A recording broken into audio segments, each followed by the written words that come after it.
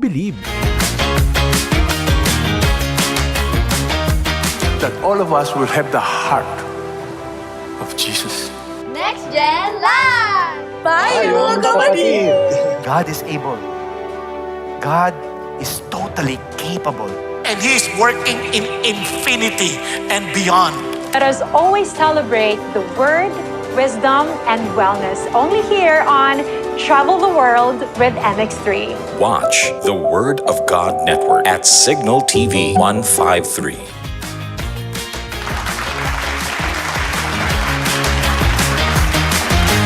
Perfect mornings mga kapatid sa mga naghahanda na ng pananghalian. Alas 10 na po ng umaga. Sana masarap ang inyong ulam. Ano ba yan? Adobo, sinigang machado. Parang lahat ito gusto ni Carmi. Nakakagutom naman. At habang nagluluto po kayo kung anuman po ang inyong ihahanda, isabay nyo na ang pagsama sa kwentuhan dito sa Perfect Mornings. Kami po ay napapanood nyo Lunes hanggang Biyernes.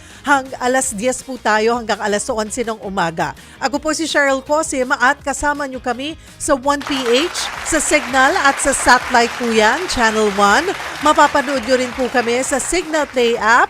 At yes, simula po ngayong araw ay mapapakinggan nyo na rin kami sa 105.9 True FM. Shout out sa mga nakikinig na po sa atin sa 105.9 True FM. At syempre, tutok din po kayo sa Facebook at YouTube ng 1PH.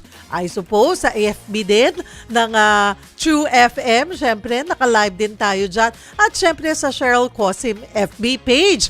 So talaga namang mas marami po kaming maaabot ang ating programa. At tumutok lamang po kayo sa 105.9 dahil mas pinasiksik nila ang mga content o ang laman, ang programming po ng True FM. O mga kapatid, ngayong araw po ay samahan niyo po kami para mas maging espesyal ang inyong umaga. Katuwang po natin ang MX3 sa kanilang Spiritual at Health and Wellness Advocacy. Siyempre, hindi po mawawala ang tatlong maswerteng viewers na makakatanggap ng MX3 gift packs. Kaya wag po kayong aalis dahil dito sa Perfect Mornings, bawat umaga may hatid na pag-asa, inspirasyon at bagong simula. Para po makisali, ay abangan lamang mamaya ang aming tanong sa ating segment na Bible Character of the Day. Ngayong araw, syempre, tuwing Lunes, kasama po natin Pastor Dave Magalong mula sa Ezra Renewal Ministries. Si Pastor Dave po ay isang marriage at family counselor. Perfect mornings, Pastor Dave! Ay, nakamute pa po kayo, Pastor Dave. Perfect morning sa iyo at sa ating mga magilaw ng tagapanood at tagapakinig. Yes! Hindi na lang tayo napapanood, napapakinggan na rin tayo starting today. God is so good. 105.9 tayo po'y simulcast na. So mas marami tayong maaabot, Pastor Dave, sa ating Hope and Healing Day dito with, of course, MX3 sa ating programa. Ayan, at sisimulan ko na, Pastor Dave, para makarami-rami tayo sa ating paalala po ng Diyos na pag-usapan ng aming team at ni Pastor Dave na ituloy itong usapin nga po ng juvenile crime. Hindi lamang po dahil laman ito ng mga balita ngayon, pero dahil napakahalaga na napapalaki ng maayos ang mga bata. Sa ganitong paraan po ay maiiwas sila sa maling gawain. Nakakalungkot na kung pag-uusapan ang datos, marami pa rin kabataan ang nasasangkot sa paglabag sa batas. Nakikita nyo sa inyong screen ang datos mula sa Juvenile Justice and Welfare Council tungkol sa bilang ng mga kasong sangkot ang Children in Conflict with the Law o CICL. Sensitibong pag-usapan ang mga kasong ito dahil kabilang po dyan ang pagpatay, pananamantala at pagnanakaw. Noong isang buwan, naglabasa ng mga insidenteng nasasangkot ang ilang kabataan. Nitong Hulyo rin, may isa pang bagong kaso na naman. Sugatan ang isang estudyante matapos saksakin ng 5 menor de edad sa labas ng isang paaralan sa Las Piñas City. Nagpapagaling na ang biktima habang naaresto ang ilang menor de edad na sangkot sa insidente. Dahil sa mga ganitong insidente, mainit pa rin ang issue ng pagbaba ng age of criminal liability. Ayon kay Pangulong Bongbong Marcos, kailangan pa itong pag-aralan mabuti kasama ang ilang eksperto. Dagdag pa niya, kung mapapatunayan na may kinalaman dito ang ilang klase ng laro, dapat itong iban. Ngayong araw, pag-usapan natin ito sa perspektibo ng tamang pagdidisiplina sa mga bata na naaayon sa mga katuruan sa Biblia. Pakinggan natin ang paalala ng Diyos.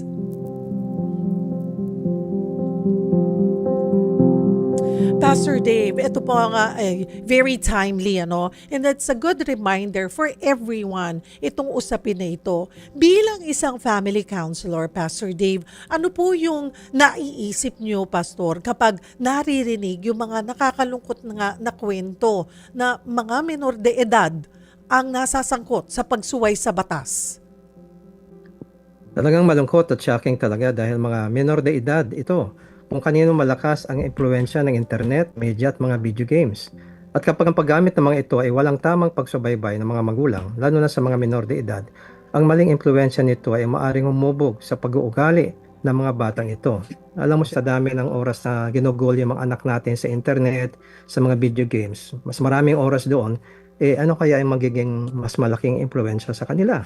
So hindi pwede yung ating konting oras na binibigay sa mga anak sa isang linggo dahil hindi sapat yun para ma-impluensya natin ang kanilang pag-uugali, pananaw at mga pag-iisip.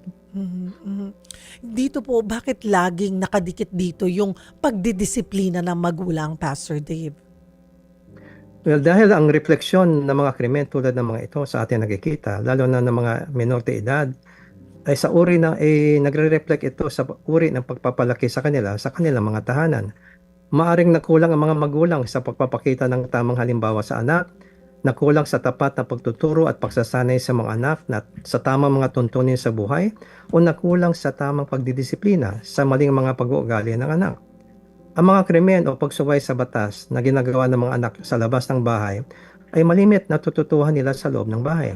Kung hindi sa maling halimbawa ng mga magulang sa telebisyon, internet, social media, ito nga mga video games na dapat ay nasa ilalim ng pangangasiwa ng mga magulang.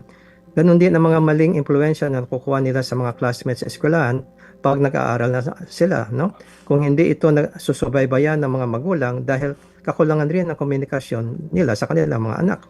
At lalo na kung ang mga bata ay nakakasaksi o nakakaranas ng regular na physical o verbal abuse sa kanilang mga magulang sa loob ng tahanan, sa kalaunan ay pwede ito kopyahin ng mga bata sa kanilang pagkikitungo sa ibang tao sa labas ng tahanan. At kuminsan, ito ay nauuwi sa pagbubuli sa eskwelahan. Ang pagre-rebelde din ng isang bata dahil sa kalupitan ng magulang sa tahanan ay maaaring magbunga ng marahas na pag-ugali sa labas ng tahanan.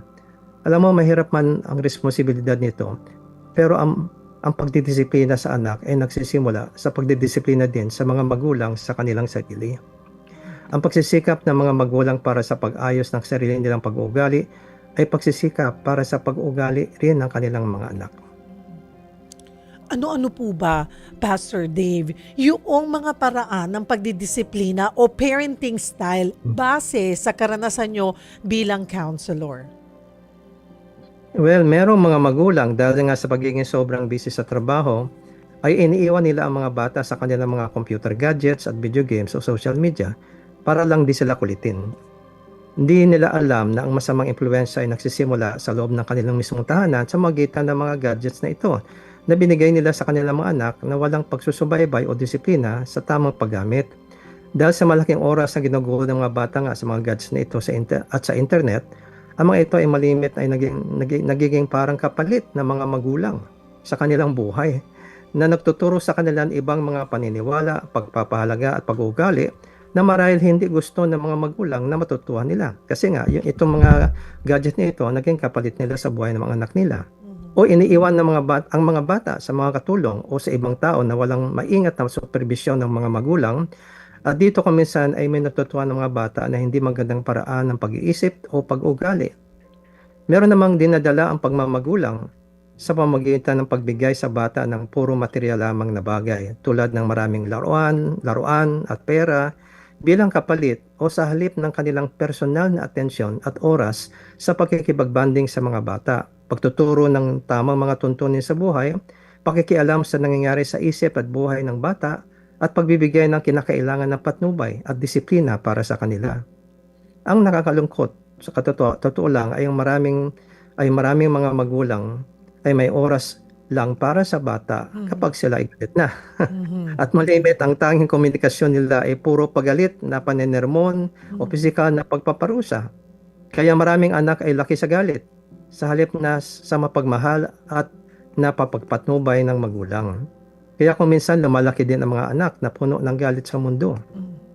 Pero ang pinaka-responsibleng paraan ng pagmamagulang o parenting style ay nagsisimula sa kanilang pagsusumikap mismo ng magulang na makapagbigay sila ng magandang halimbawa para sa kanilang mga anak sa tamang pag-uugali at pagmamahal, at paglalaan ng sapat na oras sa sadyang pakikipagbanting sa kanila, sa pagbubukas ng regular na komunikasyon sa kanila, sa pagtuturo sa kanila ng mga tuntunin ng tamang pag-uugali na mula sa mga itinuturo ng Biblia na siyang kapahayagan ng mga utos ng Diyos para sa tao, at pagpapaliwanag sa kanila kung bakit mahalaga ang mga tuntuning ito para sa kanilang kinabukasan at tagumpay sa buhay. At pagkatapos, ipaliwanag din sa kanila ang mga parusa o consequences sa bawat pagbali nila sa alinman sa mga tuntuning ito, at ang paminsan-minsang gantimpala o incentive sa tama nilang pag-uugali. Ito ay para matutuhan nila na sa buhay, ang lahat ng kanilang aksyon ay may katampatang bunga o consequence sa kalaunan. At dapat konsistente ang mga magulang sa paglapat ng mga disiplina, mga disiplinang ito para talagang magbago ang anak. Ang pagdidisiplina sa mga anak ay dapat nagpapasimula sa dialogo. Sa magitan ng pagtatanong para i-udyok ang bata na umamin at panagutan ang kanyang maling gawa. Halimbawa, mga tanong tulad ng, ano ang ginawa mo? Bakit mo ginawa yon? Tama ba ang ginawa mo? Bakit? Ano ang dapat mong gawin ngayon para itama mo ang maling ginawa mo? Paano mo maiwasan ang pag-ulit nito? Alam mo na ba ang magiging parusa sa ginawa mo? Bakit may parusa? Ano ang dapat maging kaparusahan sa iyo pag inulit mo ito? Ito ilan sa mga katatungan na nakakatulong sa proseso sa pag-uugali ng bata. Sa muli, tulad ng pinag-usapan natin noong nakaraang linggo, ang pinaka-importante sa pagdidisiplina ay hindi yung paraan o metodo, pagpalo ba, grounding, o pakikipag-usap. Dahil ang lahat ng mga pamamarang ito ay nakakatulong naman kung mahinahon, makatarungan at kontrolado ang pagsasagawa nito, at hindi isa bugso ng galit. Ang pinaka-importante ay kung paano kontrolin ng magulang ang galit niya na siyang ugat ng lahat ng pag-uubuso sa bata, sa pagpalo man o sa salita. Kaya mahalaga sa lahat ang anger management muna. Yun, anger management. Base doon sa sinabi niyo, Pastor Dave, talagang napakahalaga ng komunikasyon. Hindi pwedeng puro magulang lang ang nagsasalita. Kailangan naririnig niyo kung saan nanggagaling ang inyong mga anak. Yun, isang parenting style. Pero may masasabi pa tayo, Pastor Dave, na pinaka-effective na parenting style. Well, ang pagiging epektibo ng parenting style ay nagdidepende sa bunga o epekto nito sa ugali ng anak. Nagbago nga ba ugali ng anak o hindi? Dahil iba-iba ang epekto ng iba't ibang parenting style sa bawat anak. Ang maaring umubra sa isang anak ay maaring hindi umubra sa isa pang anak. Depende kasi yan malimit sa iba't ibang personalidad ng bawat anak natin. Halimbawa, napansin namin ng asawa ko nung maliit pa ang mga anak namin na ang pinakamabisang paraan para sa aming panganay na anak na babae ay hindi parusa, kundi dialogo. Pag naunawaan niya ng mabuti ang positibong dahilan kung bakit kailangang baguhin niya ang kanyang kilos o ugali, ay nagbabago naman talaga siya. Pagka-intellectual kasi ang panganay namin. Sa iba naming anak, ang pagpataw na katampatang parusa ayon sa pinagkasunduan ay mabisa dahil nagbabago nga ng ugali sila sa kalaunan. Sa kanila, ang dialogo ay hindi sapat dahil kuminsan ay nakakalimutan nila ito. Pero salamat sa Diyos, alam mo Cheryl, ang mga anak namin ay mababait naman at masusunurin dahil lagi kaming may panahon para sa kanila. Maraming kaming bonding times, lalo na ang asawa ko dahil full-time mother talaga siya. Kaya tutukan at nasubaybayan niya ang bawat anak namin at unti-unting nakilala namin ang pagkakaiba nila sa isa't isa. At kahit saan akong dako pumunta sa aking ministry, lagi kong kasama ang aking asawa at ang mga anak ko. At kung saan man dako kami makarating, lagi kaming may bonding time.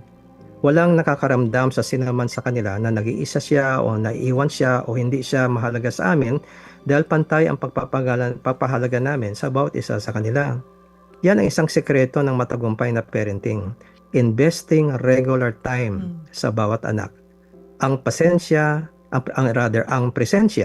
atensyon, at afeksyon ng magulang sa araw-araw o sa tuwina na magpaparamdam ng seguridad sa bawat anak dahil daman niya ang pagmamahal ng mga magulang niya sa kanya. Yun po yung pinakamalaga.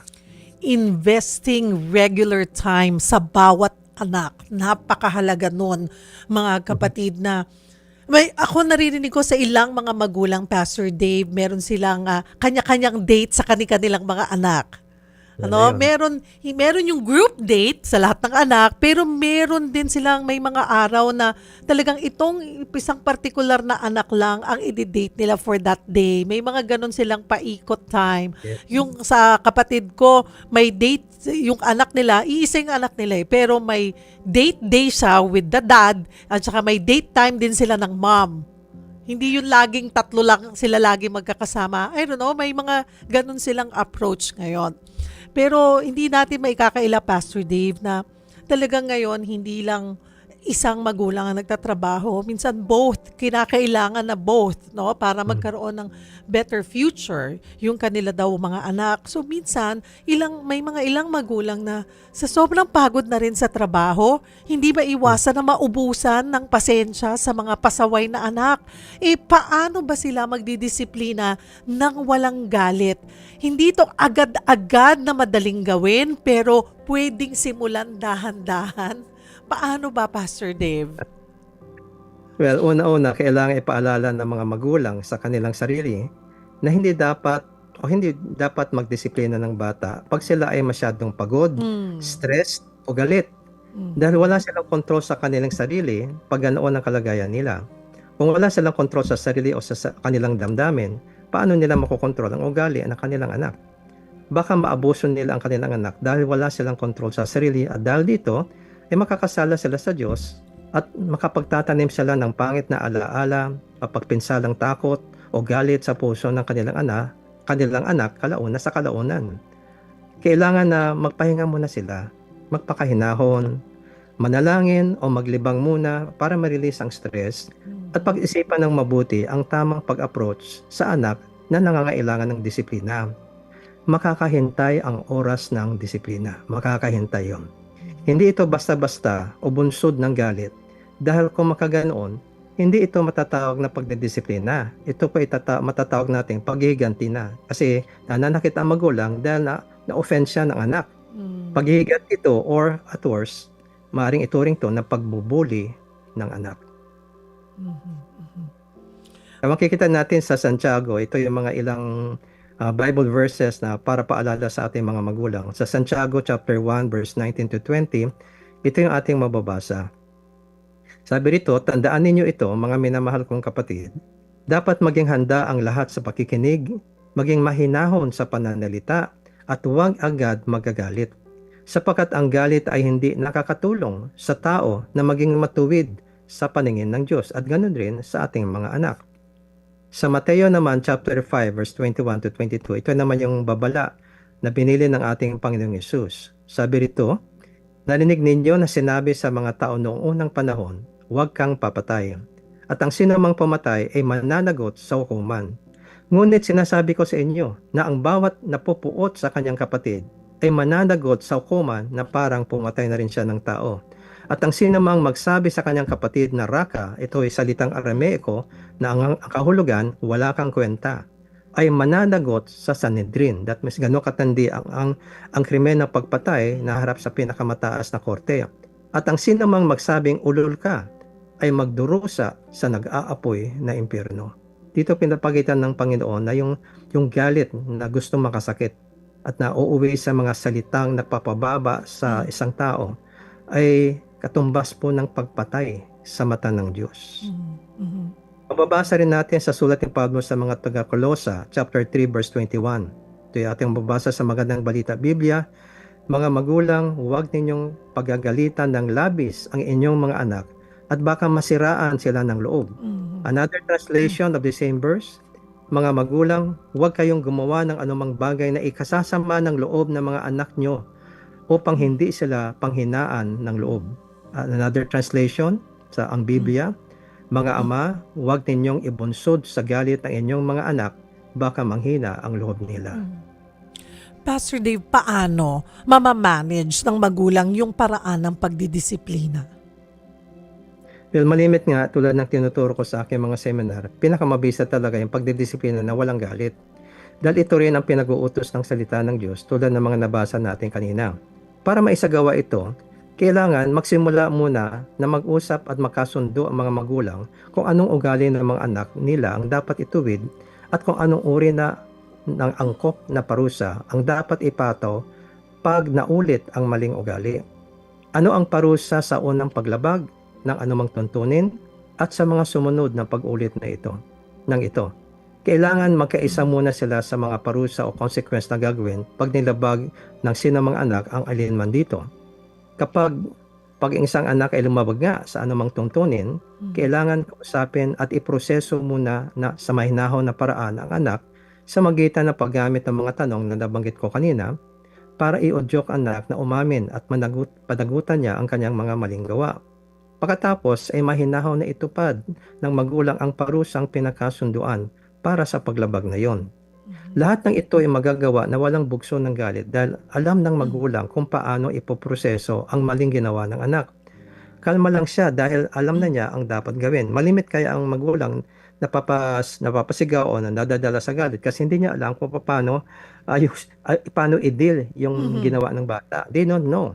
Pero pag alam mo na yung dapat mong gawin, hindi ka na nagdapadala ng galit kasi alam mo na yung gagawin mo, kalmado ka lang. Yun. Pastor Dave, ano pong paalala ng Diyos sa responsibilidad ng magulang sa pagpapalaki ng kanilang mga anak? Ayan po ay makikita natin sa sulat ni Pablo sa mga taga-Epeso chapter 6 verse 4, no? Dito sa Magandang Balita Biblia, ito ating mababasa. Mga magulang, huwag ninyong ibuyo sa paghihimagsik laban sa inyo ang inyong mga anak. Sa halip palakihin ninyo sila ayon sa disiplina at aral ng Panginoon. Sa isa pang salin ng the same verse, ang salita ng Diyos, itong babasa natin. At kayo namang mga magulang, huwag kayong gumawa ng mga bagay na ikasasama ng loob ng mga anak ninyo. Sa halip, palakihin nyo sila ng may disiplina at turuan ng aral ng Panginoon. Pero hindi lang sapat kasi yung pagtuturo at yung pagdidisiplina. Kailangan balansein rin po ito ng pagbasbas. Ito yung makikita natin sa Genesis chapter 49 verse 28. Ito yung ating mababasa. Ito ang 12 anak ni Israel o ni Jacob. At gayon sila binasbasan ng kanilang ama ayon sa basbas na angkop sa kanila. Ito pa yung kaugalian ng mga Hebreo, mga Hudyo noong unang panahon, na binabasbasan talaga ang bawat anak regularly once a week. Kaya mahalaga kasi makita ng mga magulang yung magagandang katangian ng mga anak. Ito ay paalam sa kanila, alam mo anak, I'm proud of you kasi ganito ka, ganyan-ganyan. Kasi mahalaga kasi yung affirmation. Kasama yung affirmation sa tinatawag na pagbasbas o blessing. Dalawa kasi yan, yung affirmation. Pangalawa, yung pag-pronounce o declaration ng mga blessing na kailangan ng bata. So, pag ito po ay ginagawa lagi ng mga magulang sa tahanan, na binibigyan pansin yung magagandang katangian, at kung may problema yung bata, ay binibless yung bata, bigyan ka nawa ng sipag sa iyong pag-aaral, bigyan ka ng Diyos ng dunong sa iyong exam. Laging binibless na magulang ang anak. Ito po ay tutuparin ng Diyos sa buhay ng bata kung ang bata ay marunong tumanggap ng blessing na yan. Ito po yung nagbibigay sa bata ng matibay na sense of identity sa tahanan kasi lagi siyang binabasbasan ng kanyang mga magulang at na-affirm yung magagandang katangian niya. Sa ating kasing shame culture, ang ating lagi ay yung mga mali. Oo, lagi yung pangit. Oo, Kaya, nakakalimutan na yung kaya mga magandang na gagawa ng kanilang mga anak. No? Kaya, Wala lagi tayong galit kasi lagi natin nakikita yung pangit. Mm-mm. Pero kung pinapansin natin yung magagandang katangian ng ating mga anak, yung magandang nagawa nila, abay kung magandang ating relasyon sa kanila, at nabibigyan natin sila ng positibong pananaw sa kanilang Yes. sarili, Dahil nakikita nila, kinikilala rin ng mga magulang ang kanilang mga galing at mga magagandang mga katangian. Napakasarap sa Ano? pakiramdam yun ng mga bata. Yes. Di ba? Ayun. Mga kapatid, alam niyo po, sa totoo lang, ay nakakalungkot yung mga balitang may mga kabataan nga pong nasasangkot sa krimen. Pero sa likod ng bawat istorya, may isang tanong na mahalagang pag-isipan. Ano kaya ang pinagdadaanan ng batang yon bago siya umabot sa puntong yon? Marami po sa atin ang pagod sa trabaho, abala sa buhay, at kung minsan kulang na talaga sa oras. Pero baka ang pinakakailangan ng isang bata ay hindi mas maraming gamit o luho, kundi mas maraming oras, pakikinig, paggabay at presensya ng pamilya. Hindi naman kailangan maging perpektong magulang. Ang mahalaga, naroon tayo, nakikinig, gumagabay at handang ituwid sila ng may pagmamahal, hindi galit. Kung bawat tahanan ay magsisimulang maglaan ng oras para sa mas bukas na usapan, mas matibay na samahan at mas malalim na pananampalataya, baka mas marami tayong kabataang mailayo sa maling landas. At marahil yun po ang paalala sa atin ng Diyos sa ating lahat ngayon. Ang pinakamahalagang pundasyon ng isang bata ay hindi nagsisimula sa labas ng tahanan. Nagsisimula ito sa loob ng tahanan kung saan unang natututunan ang pagmamahal, paggalang at pananampalataya. Mga kapatid, break muna po tayo ng saglit. Mamaya makinig po sa ating kwento ng ating Bible Character of the Day at sagutin ang aming tanong para magkaroon ng pagkakataon na manalo ng gift pack mula sa MX3. Huwag po kayong bibitaw, magbabalik ang Perfect Mornings!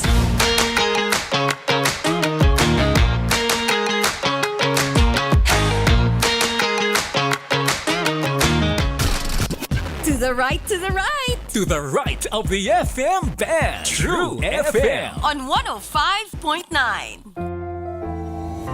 Alam mo ba, hindi pare-pareho ang lahat ng generics na gamot? Gumagawa ang Rhea Generics ng mga world-class na produkto na ginawa sa parehong pasilidad ng mga brands na alam mo. Ibig sabihin ay nagbibigay sila ng parehong bisa at kalidad sa abot kayang halaga. Ang Rhea Generics ay gawa ng Pfizer, Viatris, Sanofi, GSK, Otsuka, Merck, Fresenius Kabi, AstraZeneca, Lundbeck, OEP, Boehringer Ingelheim at Bayer. Punta na sa Mercury Drug at piliin ang Rhea Generics. Ito ang Medifacts para sa Rhea Generics. Be future ready. Be STI. Alam mo ba kung bakit kita mahal? Kasi nasa iyo halos lahat ng bagay na hinahanap ko. Concealer, punda, groceries, polong puti, polong pink, Technicolor, watercolor, furniture, upuan ng baby, upuan ng family, packing tape, masking tape, nipple tape, halos lahat! Kaya I love you talaga, Isetan! Visit Isetan Department Store and Supermarket in Carriedo, Cubao, Recto, and Santa Mesa. Halos lahat, Isetan! Shop na sa Isetan. Pagdating sa kalusugan, I'm always at your service. Ako si Donald Reluya, isang health advocate. Round the clock ang trabaho and ready sa emergency situations. Kaya, I really take good care of myself. I eat well-balanced meals and exercise regularly. At MX3 Capsule, tested and proven ko na ito for more than 8 years. MX3 Capsule, dito akong believe. Mahalagang paalala, ang MX3 capsule ay hindi gamot at hindi dapat gamiting panggamot sa anumang uri ng sakit. Masama ang loob? Isayaw mo! Durog ang puso? Isayaw mo! Sayaw Sabado! Saturdays, 5 to 8 in the morning.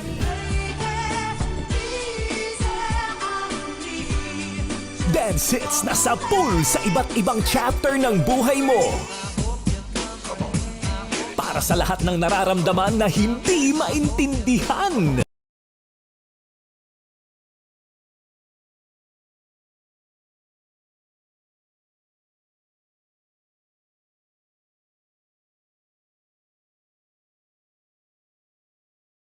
Be in the center of God's will. We know that God is with us and we know that He is the one orchestrating our lives here.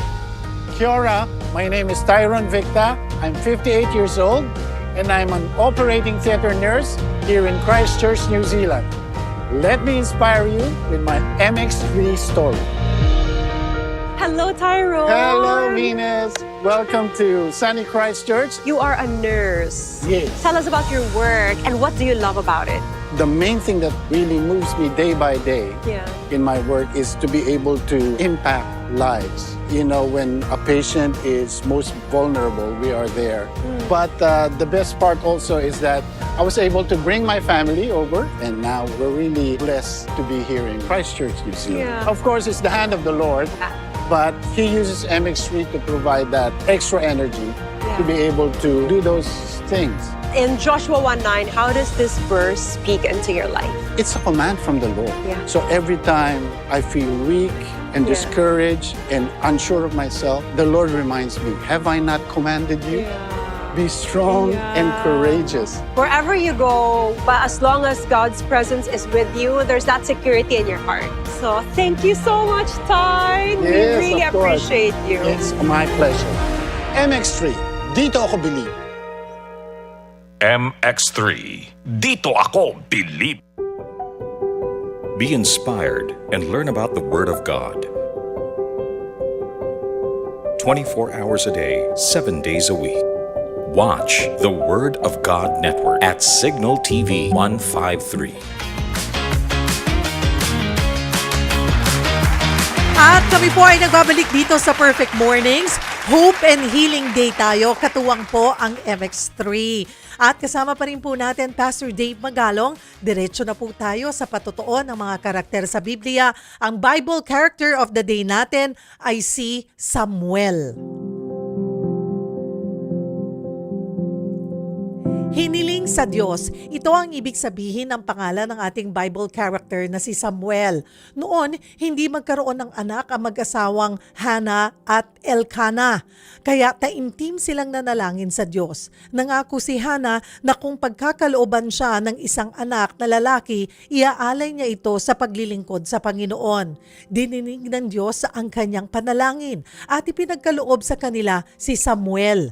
Bilang pagtupad sa kanyang pangako, dinala ni Hannah ang kanyang anak na si Samuel sa Shiloh, kung saan siya lumaki sa pangangalaga ng paring si Eli.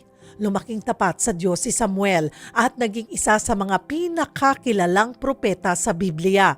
Isa sa mga pinakatanyag na pangyayari sa kanyang buhay ay nang tawagin siya ng Diyos upang ipahayag ang hatol sa sambahayan ni Eli dahil nga sa kasamaan ng mga anak nitong sina Hofni at Phinehas.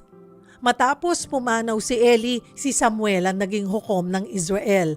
Namuno siya ng may karunungan at ayon sa kalooban ng Diyos. Pero nang tumanda na si Samuel, itinalaga niya ang kanyang mga anak na sina Joel at Abias bilang mga hukom sa Beersheba sa timog ng Israel.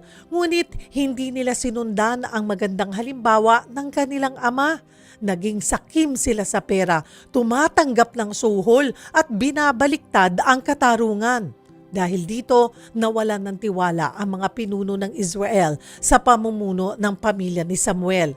Kaya lumapit sila kay Samuel at hiniling na bigyan sila ng isang hari dahil matanda na siya at ang kanyang mga anak ay hindi karapat-dapat na humalili sa kanya.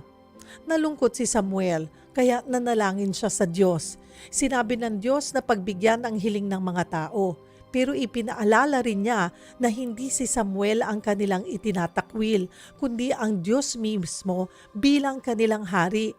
Inutusan ng Diyos si Samuel na babalaan ang mga Israelita sa mga maaaring kahinatnan ng pagkakaroon ng isang hari.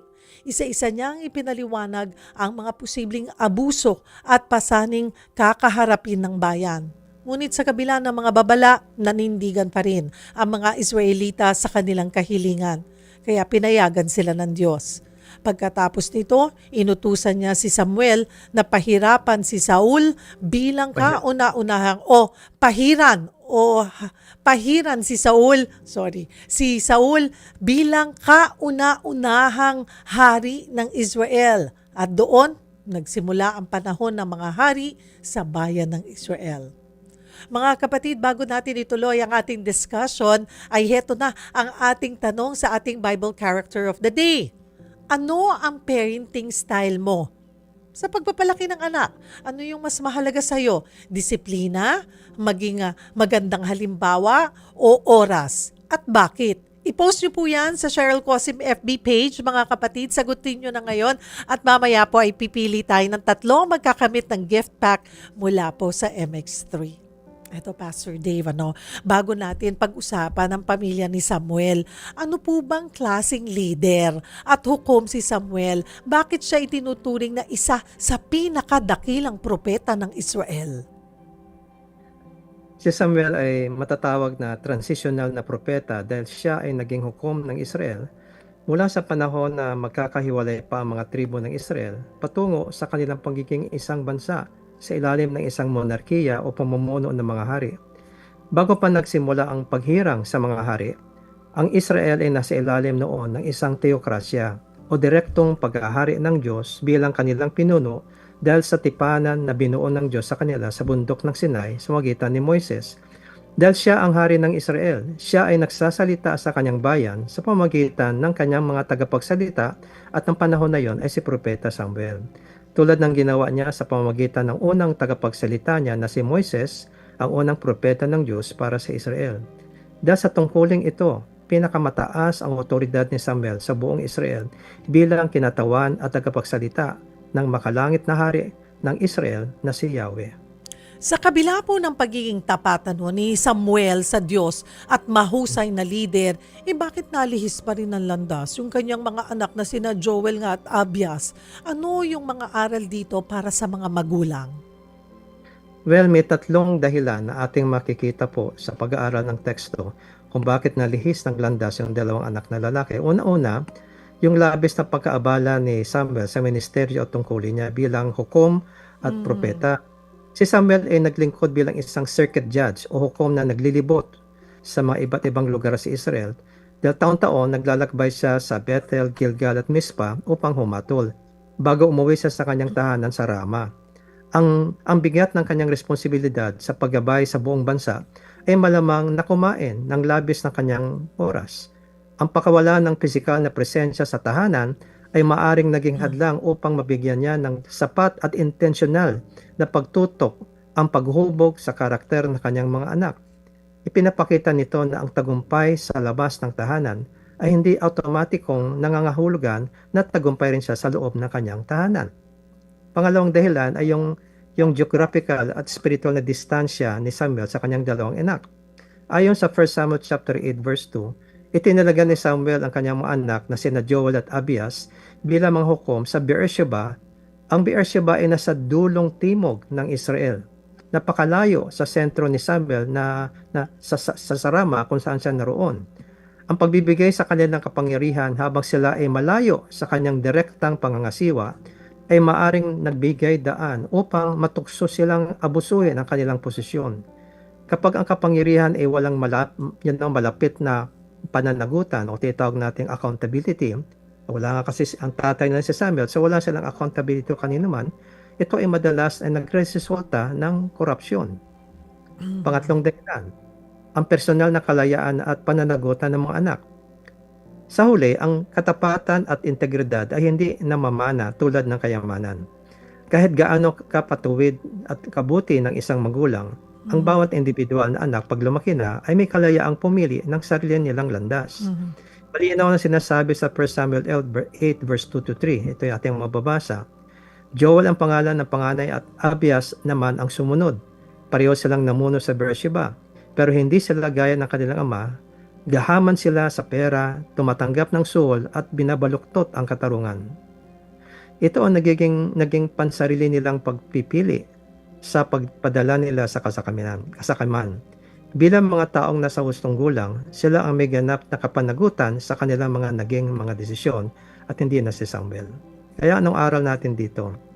Ang karanasan ni Samuel ay nagsisilbing mahalagang paalala na ang mabisang paghubog ng karakter sa mga susunod na henerasyon ay nangangailangan ng sinadya or intentional na pakikibahagi sa buhay ng mga anak.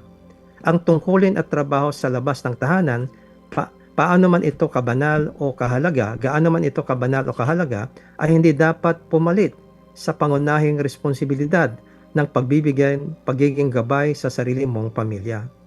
Gayon din, ang presensya lamang ng mga magulang sa isang tahanan ay hindi sapat. Kailangan na sadya silang magbigay ng oras sa pakikialam, pagkaroon ng positibong komunikasyon at pagsasanay sa kanilang mga anak para mahubog ang tamang pag-uugali at pag-iisip sa mga ito. May mga nagsasabing maaaring naka-impluwensya rin kay Samuel yung pagpapalaki sa kanya ni paring Eli, na mayroon ding mga anak na suwail. Sa palagay po ninyo, may katotohanan ba rito? Gaano kalaki ang impluwensya ng ating kinalakihan sa paraan natin ang pagpapalaki ng sarili nating pamilya? Ay malaki talaga yan, no? Sa aking counseling experience, namamana talaga yung pag-uugali ng isang henerasyon ng susunod na henerasyon. Si Samuel sa ating storya ay nahiwalay sa kanyang sariling ama na si Elkanah sa murang edad dahil siya ay hinandog sa templo at doon na siya nanirahan upang maglingkod sa Diyos kasama ng paring Eli. Lumaki siya sa ilalim ng pangangalaga ng paring Eli. Sa kasamaang palad, si Eli ay isang napigong ama. Hinayaan niyang maging tiwali at abusado ang kanyang sariling mga anak na sina Hofni at Phinehas na walang sapat na pagdidisiplina. Dahil dito, lumaki si Samuel na walang nakitang malinaw na matibay na halimbawa ng pagiging isang ama. At hindi niya nakita kung paano dapat ginagampanan ang tunay ng tungkulin ng isang ama sa loob ng pang-araw-araw na buhay ng pamilya. Ang pagpapabaya at pagkukulang ni paring Eli sa pagsusubaybay at pagdidisiplina sa kanyang dalawang anak ay siyang naging di magandang impluensya na humubog sa parenting style din ni Propeta Samuel na makikita sa kanyang kakulangan ng intentional na pagsusubaybay para sa kanyang dalawang anak dahil sa kabisihan niya sa kanyang tungkulin. At dahil sa nangyari nga po, Pastor Dave, doon sa dalawang anak, sa mga anak ni Samuel, humiling ang mga Israelita ng isang hari. So ano yung naging epekto nito sa kasaysayan ng Israel? Well, makikita natin sa Biblia, ang pamumuno ng mga hari ng Israel ay nagdulot ng malaking pagdurusa sa kanilang bayan dahil sa mga pag-aabuso ng kanilang mga hari sa kanila sa magitan ng labis na pagbubuwis at malupit na pagpapaalipin sa kanila at sa pagliligaw sa kanila sa pagsamba ng mga Diyos-Diyosan na siyang nagdulot ng mabigat na kaparusahan laban sa kanila mula sa kanilang Diyos at tunay na hari na nauwi sa tuluyang pagkawasak ng bansa sa kamay ng kanilang mga kaaway. At dito nalungkot ang Panginoon, ang Diyos, sa kahilingan na ito ng mga Israelita, hindi po ba? Pero hindi ba't siya rin naman yung pumayag na magkaroon sila ng hari? Well, habang ang katiwalian ng mga anak ni Samuel ang naging agarang dahilan ng kanilang kahilingan ng mga tao, ng mga Israelita, ipinapakita ng teksto ang isang mas malalim na issue.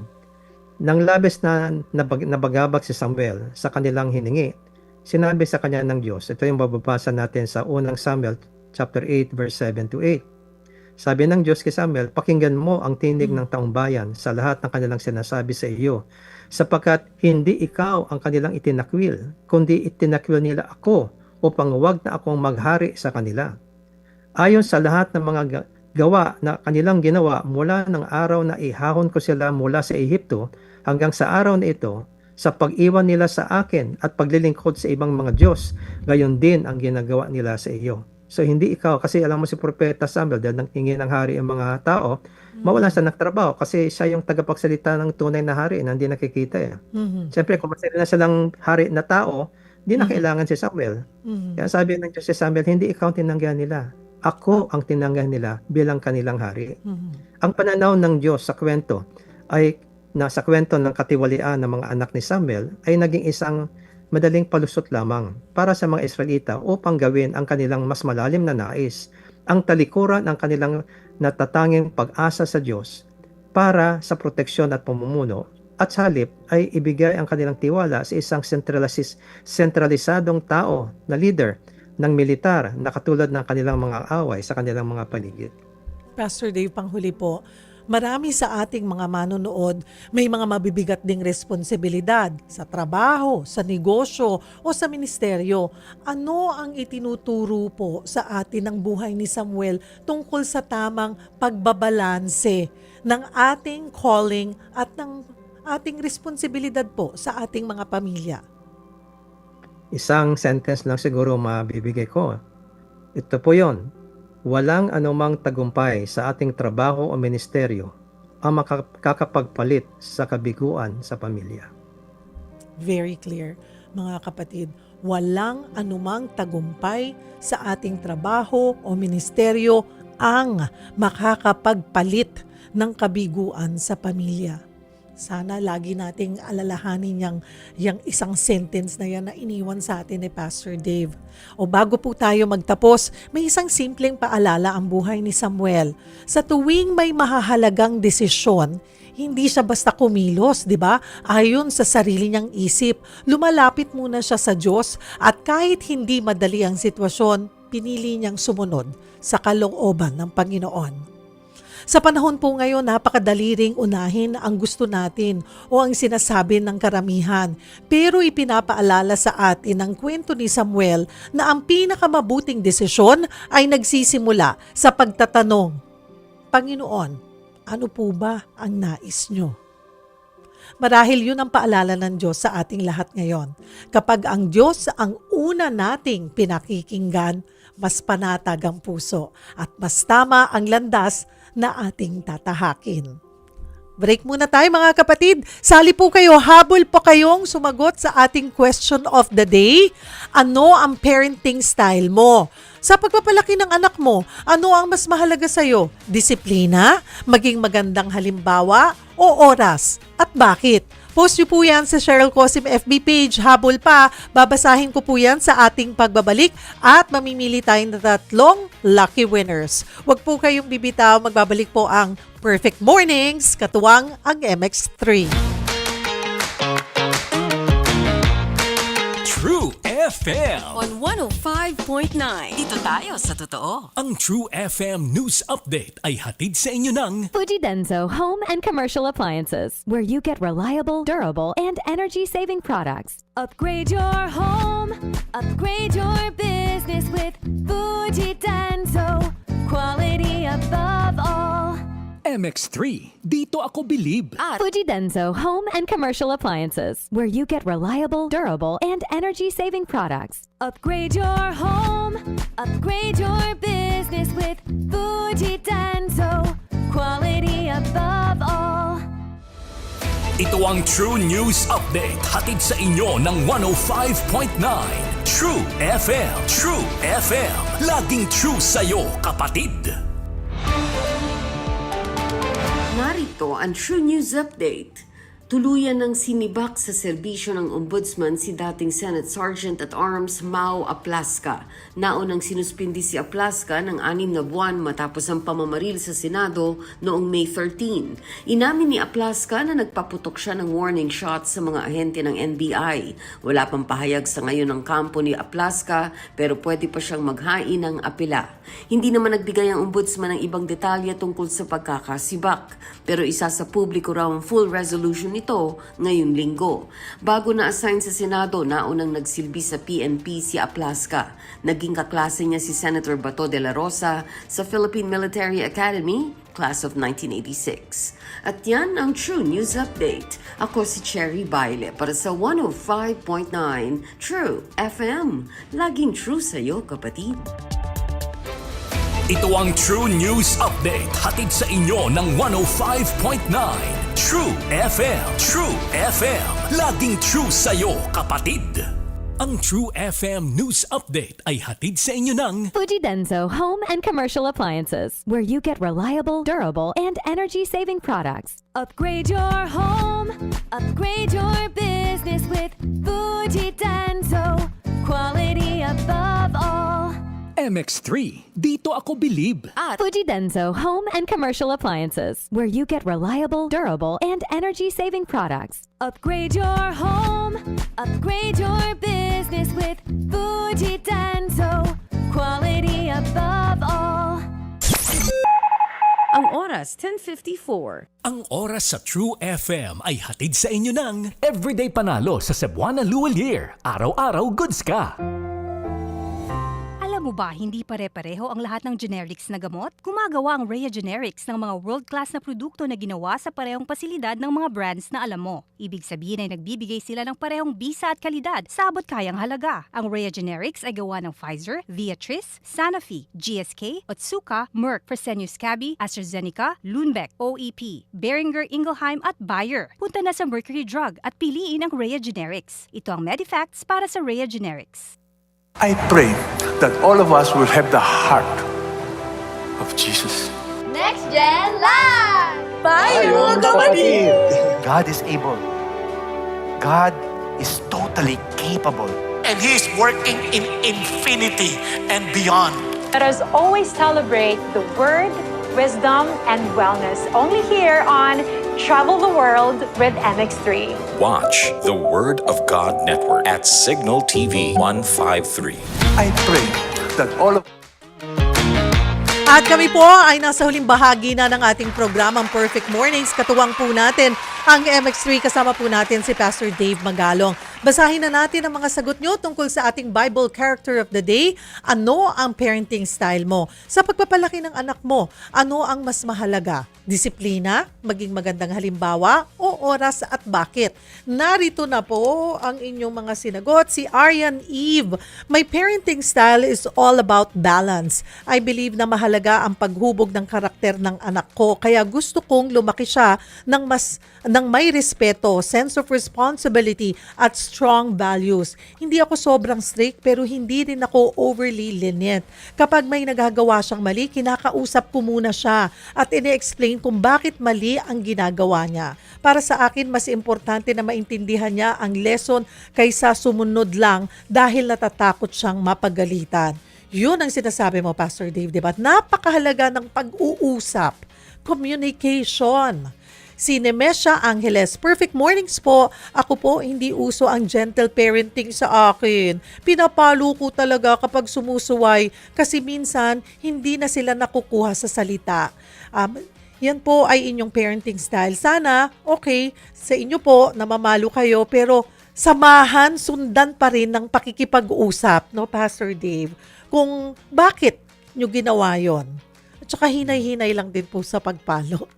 Ayan, si Nemesha. Si John Enriquez, perfect mornings po. Ako po naman ay pinapangaralan ko palagi ang aking anak. Pero kung hindi sila makinig, nakakatikim talaga sila ng palo. Maigi ng maaga pa ay madisiplina na para hindi lumaki na makaperwisyo siya ng iba o mapapahamak niya ang kanyang sarili. Si Grace Angeles Rojero, sa murang edad na lamang ay pinapalaki ko sa ang aking mga anak na kilala si Jesus at ang kanyang 10 utos na nagiging patnubay namin kung paano mabuhay sa mundo. Ginagabayan ko din sila, ang aking mga anak, sa tama at mali. Andyan ang laging pangangaral at pagsubaybay at hindi ako nag-aatubaling mamalo kung matigas talaga ang ulo minsan. Si Jenalinda Isidro, perfect mornings, Ma'am Cheryl and Pastor Dave. Napapanahon ang very helpful po ang topic nyo ngayon sa mga magulang. God bless po sa inyong programa. Thank you. Si Desiree Rojero, mas effective pa rin kung ang way ng pagdidisiplina noon, kaya ipinapattern ko ang pagdidisiplina ko sa dating panahon. Pinapaliwanag ko din kung ano ang dapat at hindi dapat na sinasabayan ito ng gawa. Kailangan talaga ang tough love sa panahon ngayon na parang masiga na yung kabataan kaysa matanda. Alam ng aking mga anak na may consequences sa bawat actions nila, kaya dapat responsable sila palagi. Si Randy Balaguer, unang-una po kailangan yung makadiyos. At pag yun po ang kinagisnan ng mga bata, syempre nasa ating mga magulang na yon. Si Marilu Elviro Bungag, dinidisiplina ko ang mga anak ko sa pamamagitan ng pakipag-usap sa kanila ng mabuti. Payuhan sila ng may kasamang pag-asal para maintindihan nila at higit sa lahat may pagmamahal at pag-aaruga. Si Angelic de la Cruz, mahinahong may pagmamahal na kaakibat ang bawat sermon sa mga anak, lalo na sa mga generation ngayon upang sila ay sumunod sa mga pangaral natin. Laging purihin sa magagandang ginagawa nila. Yes, huwag pong kakalimutan, katulad ng sinabi ni Pastor Dave, affirmation is very important. Kim Kabusog and Rodeline Lopez, maraming salamat din po. Ang daming nakiisa. Thank you so much mga kapatid ha. At ang ating winners ng gift pack mula sa MX3, Kim Kabusog, Randy Balaguer, and Arian Eve. Kayo ang ating winners today, July 6. Please mag-send po kayo ng DM sa amin. Sa Cheryl Cosim FB page, ilagay nyo po doon ang date ng pagkapanalo, kompletong pangalan at address at contact number para agad naming maipadala sa inyo ang inyong mga gift pack. Uy, 11:00 punto, Pastor Dave. Siguro po ay maiksing dasal sa pagtatapos ng ating Lunes. Sige, manalangin po tayo. Dakilan naming Diyos sa Ama. Haling po namin na pagpalain niyo po ang aming mga magulang na nakikinig ngayon. At pagkalooban niyo po sila ng dunong mula sa inyong banal na espiritu at makaroon rin sila ng malapit na kaugnayan sa inyo, Panginoon. Dahil kayo lang ang makabigbigay sa kanilang biyaya, karunungan at kalakasan para matupad nila ang mapaghamon na tungkulin namin bilang magulang ng mga bata na pinakatiwala niyo sa amin. Nawa pahalagahan nila, Panginoon, ang bawat anak nila at maintindihan, Panginoon, na kanilang pagkakaiba sa at paraan, Panginoon, na pagdidisiplina. Nawa maghari lagi, Panginoon, ang pagiging mahinahon. Maghari rin, Panginoon, ang pagpigil sa sarili para, Panginoon, maging tama lamang at makatarungan ang pagdidisiplina sa mga bata. Salamat o Diyos, pagpalaan niyo po lahat ng magulang ito, Panginoon, sa kanilang pagsisikap na tulungan mga anak na lumaki na may magandang pag-ugali at pananaw sa buhay. Ayon po sa iyong tinuturo sa inyong mga salita. Sa pangalan ni Jesus. Amen. Amen. Maraming salamat, Pastor Dave. See you again next Monday. God bless you po. Salamat. At mga kapatid, salamat po sa pagsama nyo sa amin sa loob ng 1 oras. Bukas, magkakasama natin ang Pag-ibig Funds, mga kapatid. So kung may mga concern po kayo, sumama po kayo, tumutok po kayo bukas. Again, maliban po sa 1PH, kami po ay nasa 105.9 True FM na. Kaya tutok po kayo. Pag-usapan din natin ang detalye ng kanilang MP2 savings. Paano nga ba mag-invest dito at magkano ang kita? Bukas po yan ha, dito sa Perfect Mornings. Mga kapatid, anuman ang pinagdadaanan nyo ngayon, may panibagong araw ng pagharap bukas. At tandaan, kasama nyo kami sa Perfect Mornings.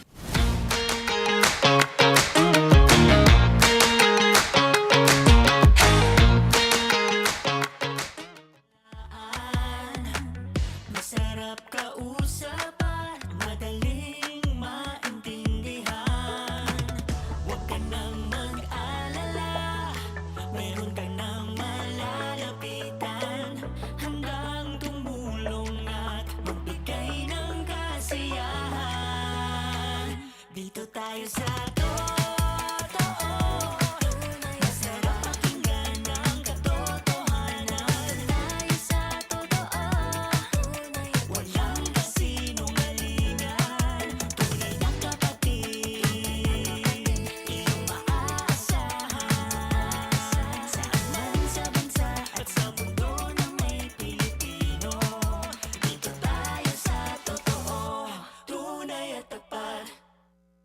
narito na ang radio drama ng buhay sa paglalahad ni Lourdes de Vera. Sana Lourdes sa True FM sa 105.9. Ang True FM hit na. Nakikita ninyo mga kapatid, totoong totoo, alas 11 na ang simula ng